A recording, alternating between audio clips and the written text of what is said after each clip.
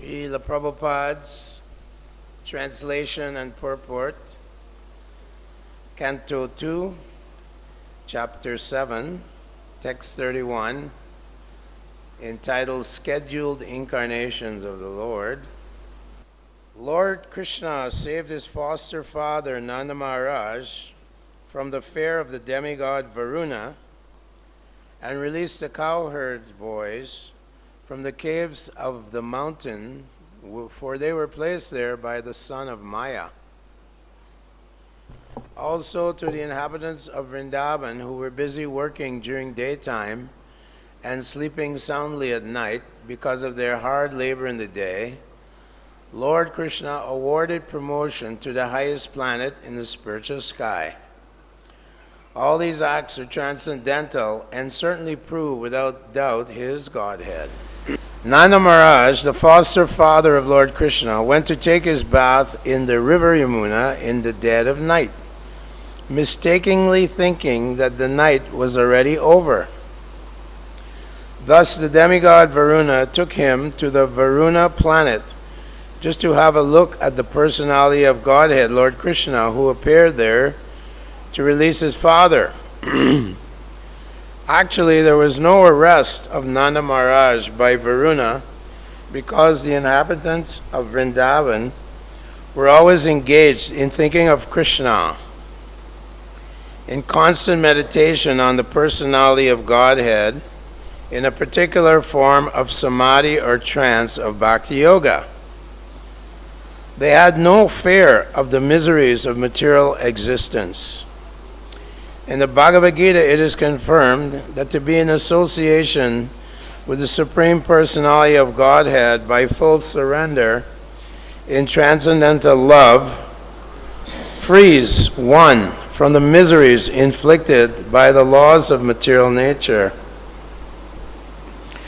Here it is clearly mentioned that the inhabitants of Vrindavan were extensively busy in the hard labor of their day's work. And due to the day's hard labor, they were engaged in sound sleep at night. So practically, they had very little time to devote to meditation or to the other paraphernalia of spiritual activities. But factually, they were engaged in the highest spiritual activities. Everything done by them was spiritualized because everything was dovetailed in their relationship with Lord Krishna. The central point of activities was Krishna, and as such, the so-called activities in the material world were saturated with spiritual potency. That is the advantage of the way of bhakti yoga. One should discharge one's duty on Lord Krishna's behalf, and all of one's actions will be saturated with Krishna's thought, the highest pattern of trance in spiritual realization. Here in the second canto, we're describing the incarnation Lord Krishna, who descends once in the day of Lord Brahma, and he descends mainly for the pleasure of his devotees. Purchanaya sadhanam vinashaya chaduskridam. Of course, incidentally, he kills the demons as well, but his main goal is to give pleasure to his devotees. He's known as Bhaktavatsal, one who is the property of his devotees. He can only be conquered by this pure bhakti, love of Krishna. So here it's describing, first of all, that Nanda Maharaj, he had observed the Ekadasi, and on Dwadashi he decided early in the day that he would take bath during the Dwadashi, and of course Varuna, he made a kind of a ploy to have Krishna come and visit him. The demigods are always eager because they themselves are all devotees, although sometimes we see that they may be tarnished by the modes of passion or something because they're running this material world. So Varuna's servant came and arrested Nanda Maharaj, the father of Lord Krishna. Of course, Krishna, he says, Aham bija prada pita, sarva yonishu kuntiya murtiya sambhavantiya. He's the father of all living entities. From him, everything emanates. Aham sarvasya prabhavo. And Queen Kunti, she says to Krishna, when she meets him, that in Hastinapur, Krishna visits Hastinapur, and she offers prayers saying that, how can I understand that fair personified is afraid of you, but you look very fearful when Mother Yashoda is chasing you with a stick? So this, of course, we know that Krishna has all the inhabitants of Vrindavan, and he himself assumes the Yogamaya potency. He comes under the influence of his own Yogamaya so that he can experience the fear of a child, being a naughty child. He's being very naughty. We know that he would execute a lot of mischievous activities, breaking Mother Yashoda's yogurt pots, stealing yogurt, feeding to the monkeys. He would go next door, steal the yogurt, makhan chor, steal the butter, and break the pots. They're very mischievous. This is what little boys are like. Very kids, they're very mischievous. So he's experiencing, under the Yogamaya potency, he's experiencing these rasas. And he's, as much as devotees are experiencing the pleasure of childhood pastimes, taking care of Krishna. Rupa Goswami says that in Vatsalya Ras, there is the emotion of maintenance. The Nanda Maharaj and Mother Yashoda, they feel that they have to take care and maintain their son, Lord Krishna. Although Queen Kunti is trying to understand, he is the Supreme Lord, and he has arranged that all the Kauravas, Duryodhana and everyone, he tells Arjuna in the Bhagavad-Gītā, time I am the destroyer of the world, I have come to engage all men. Except for you, the Pandavas, everyone on this battlefield will be slaughtered. So Krishna is arranging the slaughter of all these impious kings. That's why he came. They went up, the demigods went and prayed that to Kashira Dakshaya Vishnu. The Mother Bhumi, she's overburdened. She went along with the demigods. She's overburdened by the weight of demoniac forces. They're taking over the planet. They're imposing adharma. Dharma mitya. They're imposing adharma or sinful activities, demoniac activities on the citizens of the world. So Krishna again and again, schedule incarnations.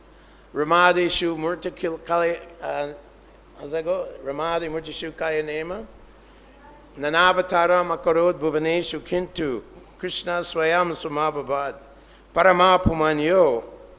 So Govinda, he descends out of his mercy, and even if he kills all these demons, Prabhupada mentions in the purport that all the Kauravas, all these evil brothers, Duryodhana and Dushashan and so on, they all actually, because they saw Krishna on the battlefield of Kurukshetra, the supreme absolute truth, the supreme personality of Godhead, the soul of the entire universe, as Uttara addresses Krishna, oh my dear Lord, soul of the universe, the Brahmastra is coming to me. Let it kill me if you will, but please protect my embryo. That Dronacharya's son, Aswatam, he was so envious. He was so envious that he wanted to kill the last descendant of the Pandavas. How much envy is that? So, these beautiful prayers are being offered to Krishna, and these wonderful activities are being recorded here in the topmost of all scriptures, the Srimad Bhagavatam. So how is it that Lord Krishna is lying in the lap of Mother Yasoda, although we know all the universes are entering.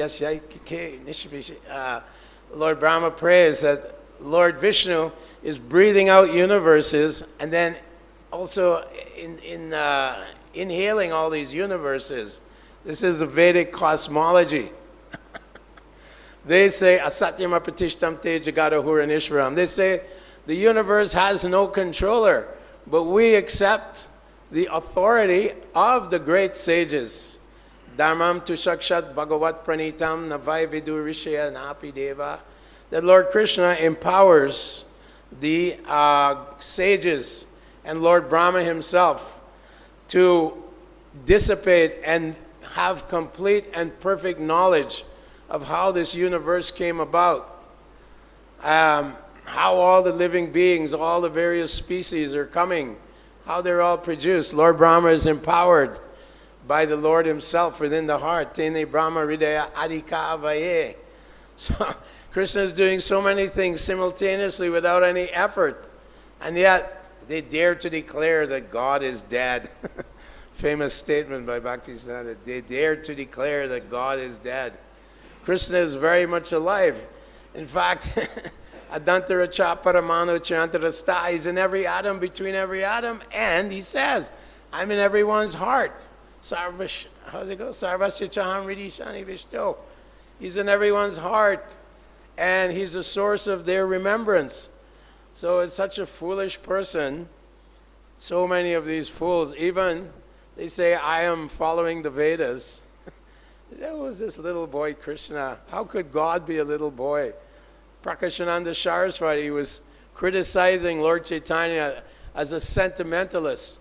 Lord Chaitanya Mahaprabhu descended. He's Krishna himself, and he's exhibiting what it means to attain the highest, Pramartha Mohan, the highest goal of life, the highest benefit, Prema Artha, the highest benefit, how to love God. The intrinsic nature of the soul, or birthright, how to develop feelings for God. Krishna. But why? He's the most beautiful. He's the most opulent. He is full of all 6 opulences. He's the wealthiest, strongest, most attractive. Krishna. And so the foolish, as Prabhupada says, mundane, the mundane wranglers, he calls them, are simply propagating this atheism that there's no God, there was simply a big explosion, Big Bang, and somehow everything came together. And we got order from chaos, reverse entropy, they say. All these foolish speculations, they go on speculating for millions of years. But Krishna says, Naham prakasha sarvasya yogamaya samavritaha. Mudho yam nabijanati mam evyam paramavyayam. He says I never manifest myself to the foolish and less intelligent. Never. They're covered by my maya, which gives them nothing but misery. So we can take it for granted that here in Kali Yuga, where the entire world is being overrun by demoniac forces and demoniac personalities and foolish leaders, right?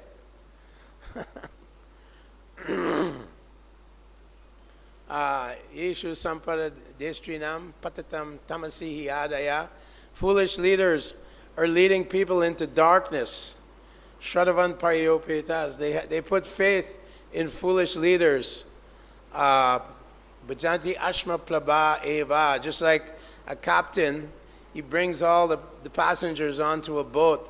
But unfortunately, the boat, ashma plava, is made of stone. And it simply sinks. So Krishna tells Arjuna, patanti narake sucho, they're gliding. Kama pama bhuteshu, patanti narake sucho. They're, because of mutual desire to gratify their senses and engage in sinful life, simply patanti narake, they're simply gliding down to the hellish planets, as described in the 5th canto by Sukadeva Goswami, is described in the 3rd canto by Lord Kapila Dev. How at the time of death, the foolish materialist can't even speak properly, and he sees the Yamadutas, the messengers of Lord Yamaraj, Pluto's messengers coming to grab them. So Krishna's pastimes are here being described and illuminated for us. And Krishna is proving his godhood here.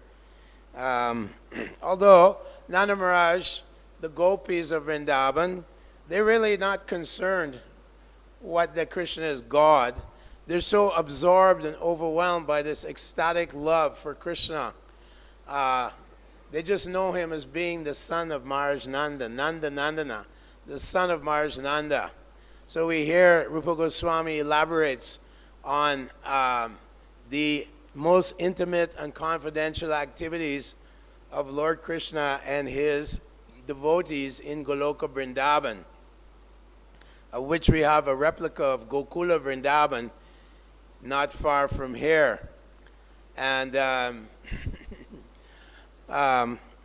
Lalita is addressing Radharani. Rupa Goswami writes that who is the son of the king of Raja, whose sidelong glances are he is like a sculptor, an expert sculptor, whose sidelong and piercing glances are piercing the chisel-like and rock-like, are piercing the rock-like, hard rock-like chastity of married gopis. So Rupa Goswami is empowered by Lord Chaitanya Mahaprabhu.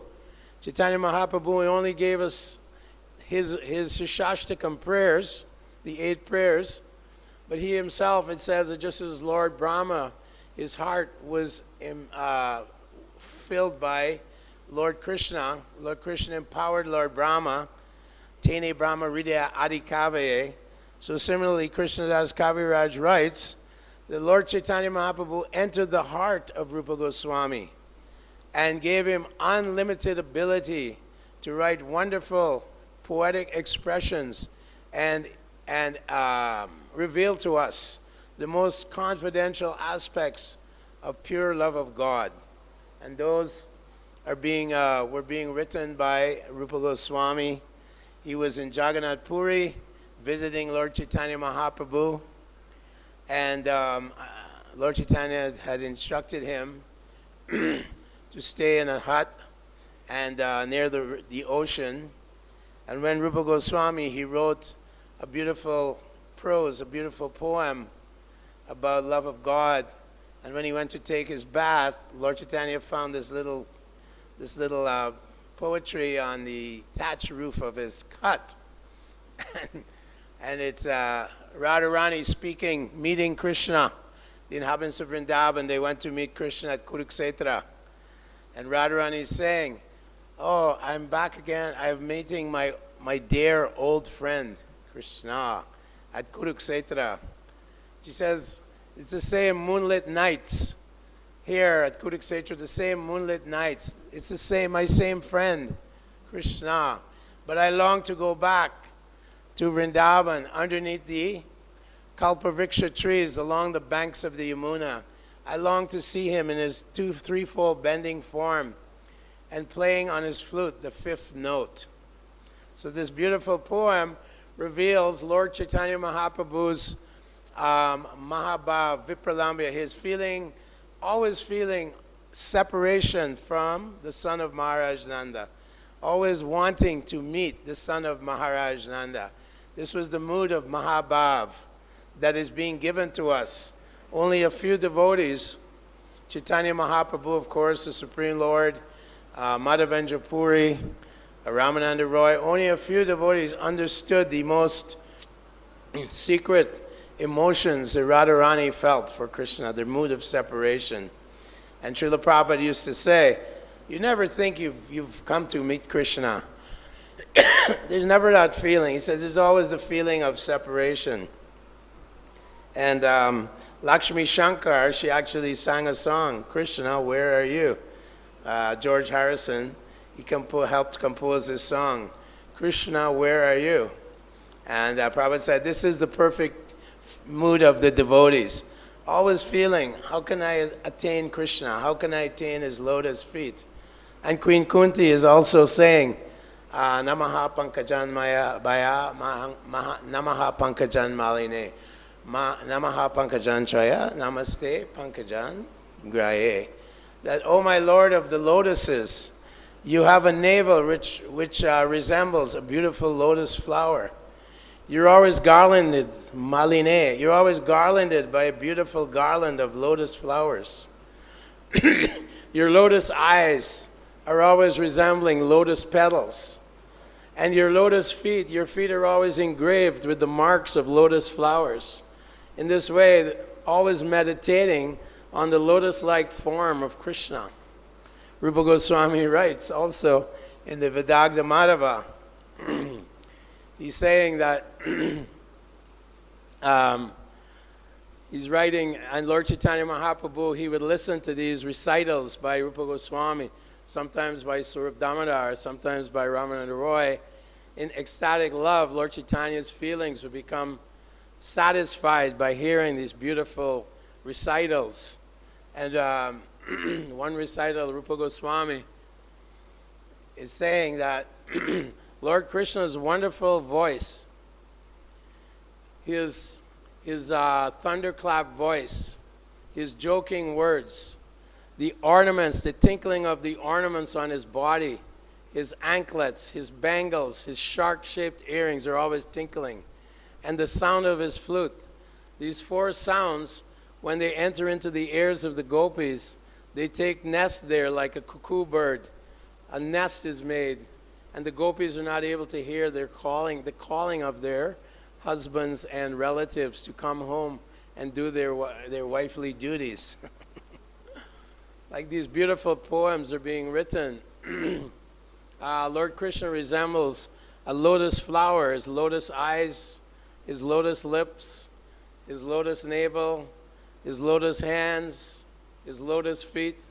Rupa Goswami writes in the Bhagavad-Gītā that seeing Lord Krishna, it resembles a forest blooming full of blue lotus flowers, and that Krishna's lotus eyes resembles an explosion of white lotus flowers. In this way, these beautiful poems are being recited by Rupa Goswami for our benefit, so we can get a glimpse of what it means to experience some attachment to Krishna. Rupa Goswami writes in the Nectar of Devotion, Bhakti Rasamrita Sindhu, that pure devotional service is when one is all so attached. Raganuga Bhakti begins. It's very rare. It's when one becomes so attached to Krishna that he can never forget Krishna.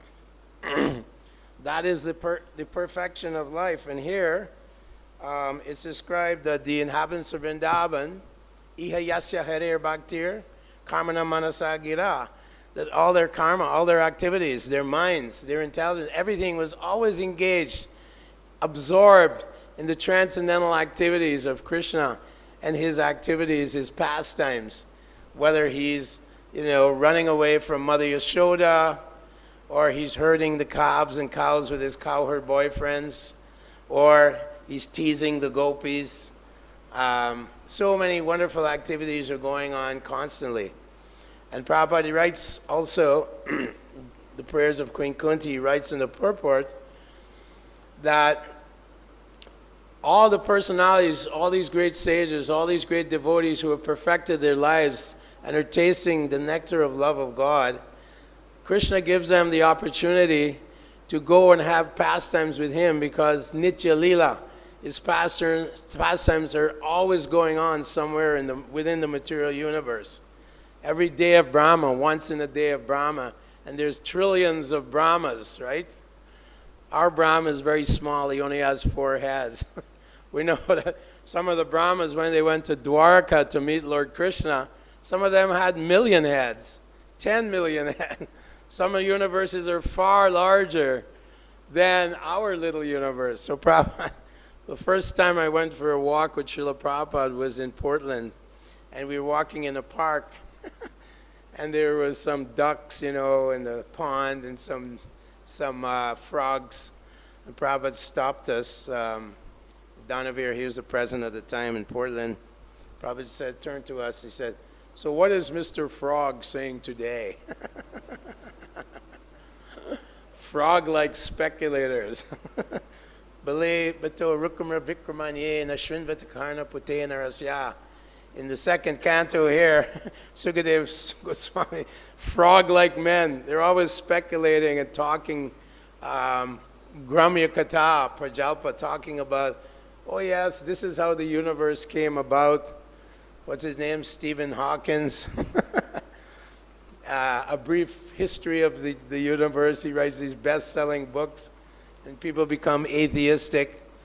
But there, in that verse, Prabhupada describes that the snake of time is eating away, just like the snake, he eats the frog.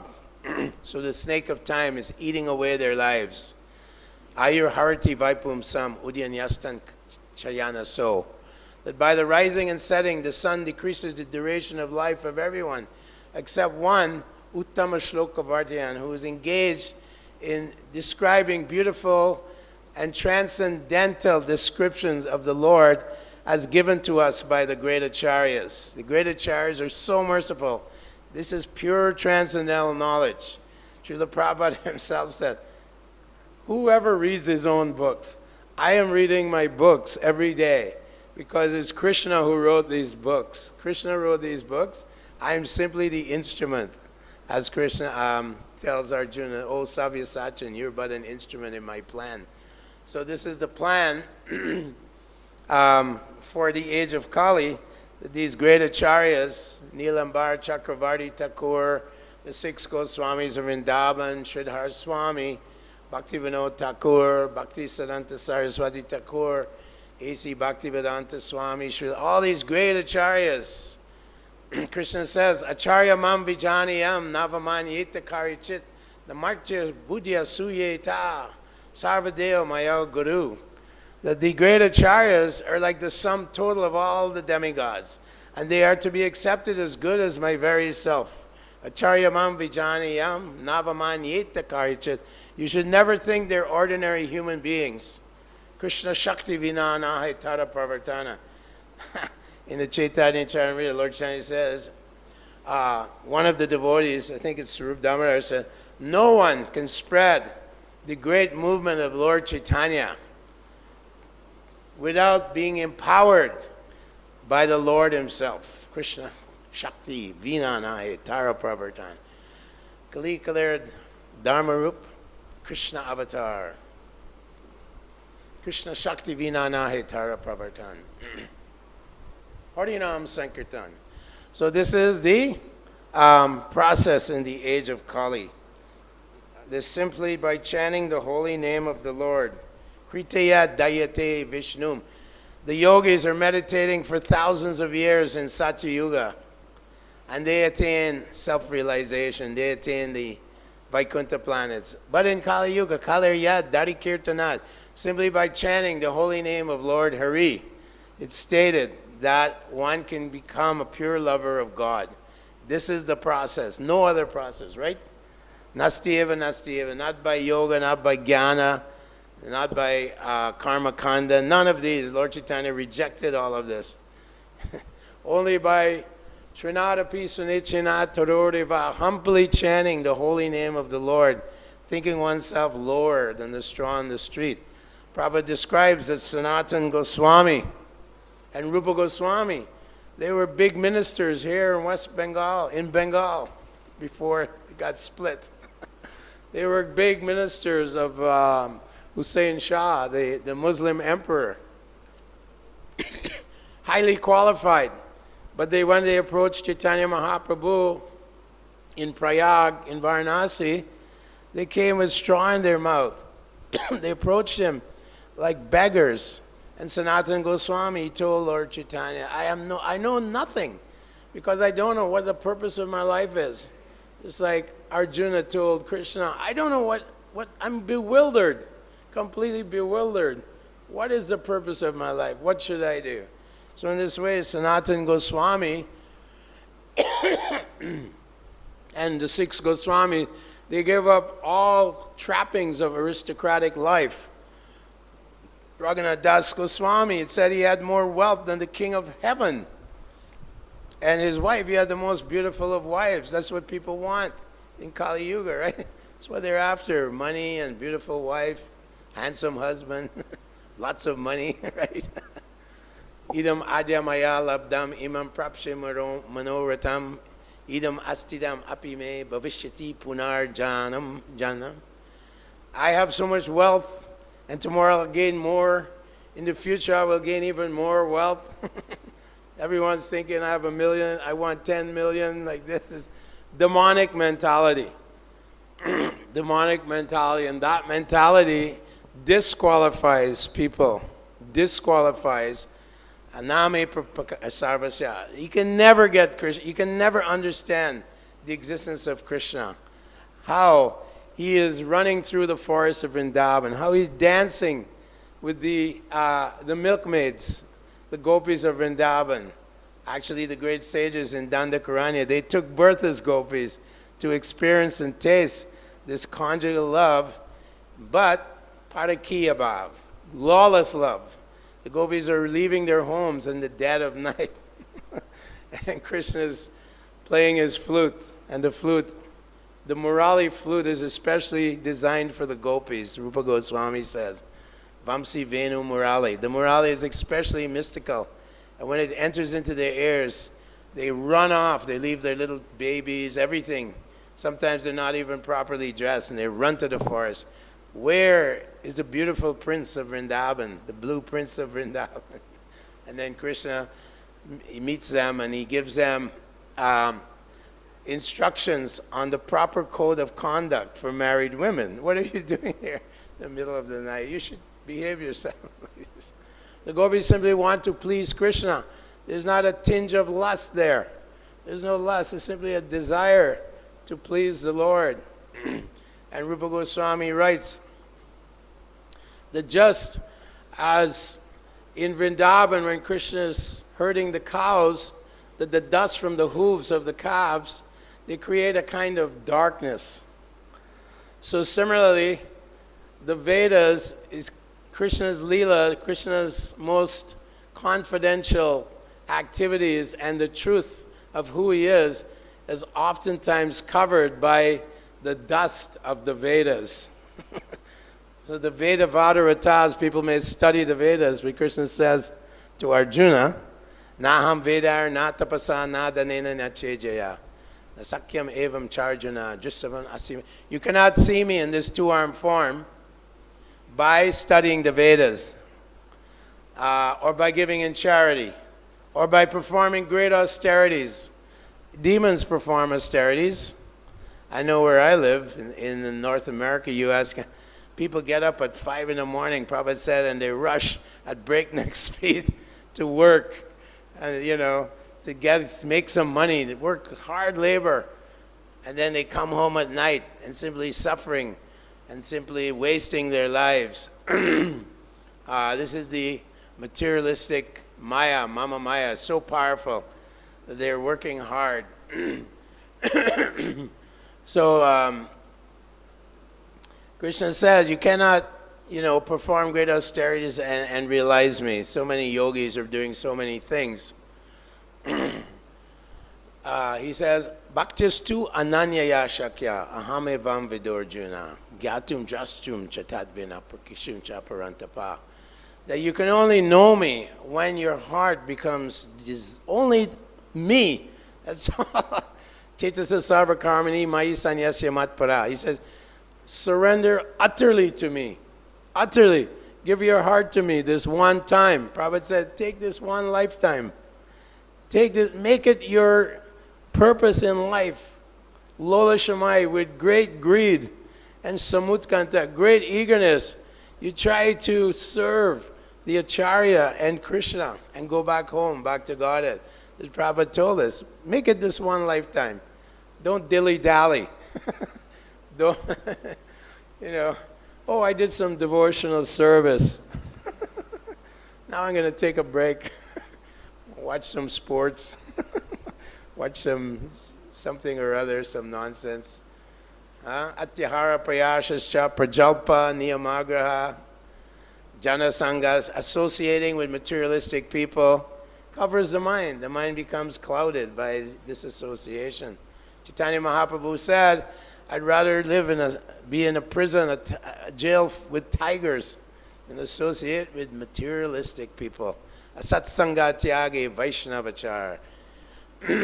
Give up the association of the non-devotees who are simply covered by the modes of nature. Mama Maya Dira. Prabhupada, when he came to Boston, Commonwealth Harbor, he offered a prayer to Krishna. And he immediately noticed that all these American people, all these Westerners, they're covered by the modes of passion and ignorance. In these lower modes, one can never understand how is the nature of God. He says you can enter into the mysteries of my understanding only by pure devotional service. So how will they understand this message of Veda Vyas? Will they ever understand it? Somehow or other, Prabhupada said, Bhaktisiddhanta sent some souls, good souls, all over the world, sent to assist Śrīla Prabhupāda in this great Sankirtan movement to establish the foundation of the Sankirtan movement. So he registered the movement in New York. Very, very humble beginnings in the Bowery, in the slums of New York. Have you been to the Bowery, Prabhu? I've been through it once. It's pretty bad. Makes Calcutta look like a ballpark. And so Prabhupada started with very, very humble way, but it's the modus operandi of Lord Chaitanya Mahaprabhu. He takes the most humble, most disqualified, and he empowers them how to spread this movement of Lord Chaitanya. Patita Pavana Tevu Avatar, Mo Samo Patita Prabhu Napai Behar. He is merciful to the most fallen, to those in the most distress. And he's Patita Pavan, Hetu. Otherwise, people are very proud. As Queen Kunti says, Jan Maishwarya Shruti Shribir, Edamana Manapuman, Naivar Hati Abidatum by Twamakinchana Gocharam. That you are the property of the materially exhausted, the materially distressed. So people, they're so overwhelmed by materialism in the Western civilization, so-called civilization. They're looking, where is peace? Where is happiness? Where can I find some nectar? I'm not getting it in my fancy Lamborghinis and my beautiful homes. And, my wife, she has plastic surgery. And she wears very opulent clothing. There's no nectar there. What's going on? I thought this was going to be nice. But jalam tadud vaishchanam hitvagya jalam kamyaya mriga trishyanam upadavet yatanyatra artadriksvataha. Just like the deer is standing over a well full of water, but it's covered by grass. And he's looking out into the desert, and he sees the mirage in the desert. It looks like water, and he goes running out into the desert, trying to get water. He's very thirsty, and he falls down and dies of thirst. So similarly, people are looking outside of themselves, bahir arta manina, looking outside of themselves to get the nectar. And the nectar is there, cheto darpanam arjanam, bhava mahadavagni nirvapanam. The nectar is there in the holy name. The holy name.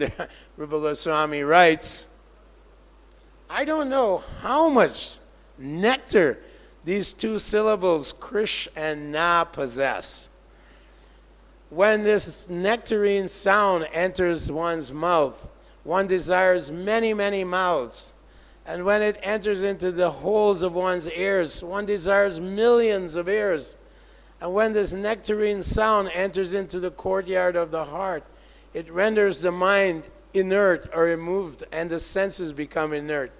So the holy name, if we give it an opportunity, will conquer us and give us the ecstatic pleasure after which we are always anxious.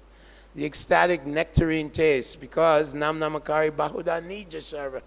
All of Krishna has invested all his potencies, all his nectar in the sound Krishna. So when Radharani, she heard Purnamasi mentions in the Vidagdha Madhava, she mentions oh, I've heard a boy named Krishna is somewhere in this forest. And Radharani hears Krishna. And suddenly her body becomes overwhelmed by trembling and shuddering. And she's saying, why is my body trembling? I don't see any cold wind. There's no cold wind blowing. There's no snowfall falling. But my body is trembling. Out of ecstasy, Radharani's body, ecstatic love for Krishna, just by hearing 2 syllables, Krishna. So much potency. This is the treasure that Lord Chaitanya is giving us, this gem. Do we want it? One day the Prabhupada asked one lady, an Indian lady, and I think it was in Ohio, Prabhupada, how can we get Krishna? And she just came to the university program. Prabhupada said, do you want Krishna? And she said, no, Prabhupada. Yes, he said, that's the problem. You have to be greedy for Krishna. Do everything possible to get Krishna's glance, to win his glance, to win his favor. And the secret is to please the glorious spiritual master, the great Acharya. That is the secret. Yasya prasadat bhagavad prasado. So I'll stop here. Thank you very much. Hare Krishna. Scheduled incarnations of God coming to help the devotees and give them great bliss. Any comments or questions?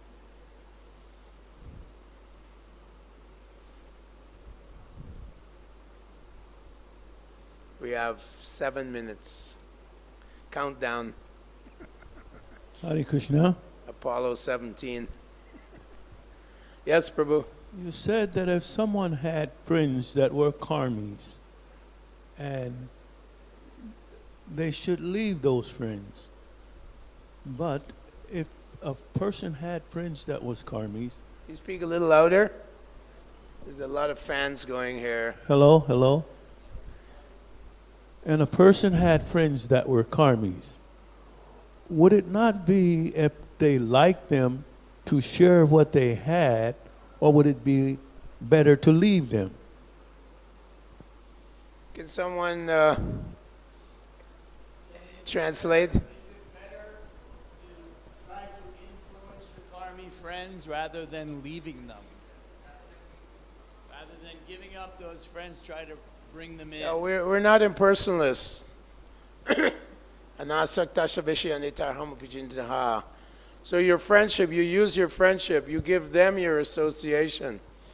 But if they say, oh, let's go for a drink at the bar, which is very common in the West, let's go have a nice smoke. No thanks, Prabhu, not today. Or something. Prabhu's even cautioned us. Sometimes we're invited to someone's home and they're eating meat. That is, you will become influenced by their mentality if you eat food cooked by non-devotees. Prabhupada says that. So we have to be very careful that we give association. We distribute prasadam. Come for dinner. Oh, I'll cook for you. I'll cook for you. Then we offer to Krishna. They get the mercy. So we have to be very careful in our association. There's a famous story that Prabhupada said. I don't know if I have time to talk about it. The monkey and the crocodile. The crocodile offered the monkey to go across the river. And the monkey, no, you're going to eat my heart. I don't want to go. No, I promise. I won't eat your heart. Come on. So the monkey, okay. So he got on the crocodile's back, and in the middle of the river, the crocodile said, now I'm going to eat your heart. And the monkey said, well, unfortunately, I left my heart in the tree. So like this, Prabhupada said, leave your heart at the temple, and you go and give your association. But always be careful. There's always, Prabhupada said, even on the royal highway, there's sometimes accidents. So we must be very careful. When we're shaving, sometimes we cut ourselves. So the Maya is very powerful. And we want to always protect our devotional bhakti lata or lata. Bhakti lata, avoid becoming contaminated. Anyone else? Yes, Mataji?